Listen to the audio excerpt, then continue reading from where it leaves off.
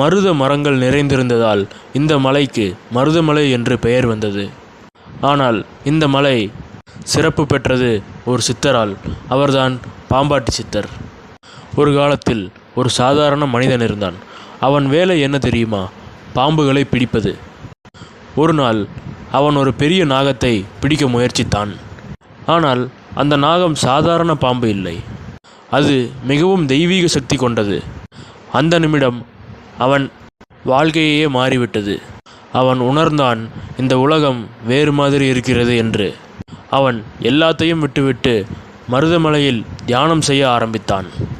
பின்னர் அந்த மனிதனே பாம்பாட்டி சித்தரானார். இன்றும் பாம்பாட்டி சித்தர் குகை மருதமலையில் உள்ளது. அங்கு சென்று வந்தால் ஒரு அமைதி, ஒரு தெய்வீக ஆற்றலை உணர்வீர்கள்.